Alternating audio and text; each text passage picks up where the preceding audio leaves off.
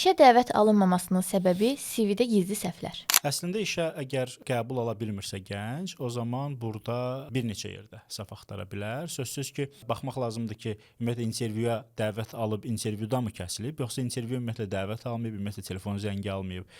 Əgər bir neçə yerə CV göndərirsənsə və sənə zəng gəlmirsə, demək ki, sənin intervyuya qədərki mərhələdə problemin var. Ya sənin CV-n normal səliqəli qaydasında deyil, ya sən e-maillə göndərərkən problemlə üzləşirsən. Məsəl üçün vaxtilə mənim yadımdadır ki, indi son zamanlar problemlər olmur. Bizim dövrümüzdə mənim yadımdadır ki, fərqli-fərqli gülməli nicklərlə e-maillər yaradılırdı və bu e-maillərlə göndərilən zaman bir çox hallarda HR qarşı tərəfi çox qeyri-ciddi qəbul edirdi açıqcası.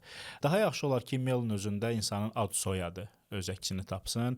Göndərdiyi e-maildə başlıq hissəsi, subject dediyimiz mövzu hissəsinə mütləq qeyd olunsun ki, hansı vakansiya üzrə müraciət eləyir. İçərisində bir motivasiya məktubu olsun, niyə məhz bu gənc seçilməlidir. Göndərdiyi CV faylının adı 1 2 3 4 5 7 58 9 olmasın, öz ad familiyası CV olsun. Hansı, məsəl üçün bəzən elə olur ki, baxırsan ki, insan hər hansı bir fiziki əmək tələb eləyən işə CV göndərir. CV ingilis dilində tərtib olunub. Baxın, buna da ehtiyac yoxdur.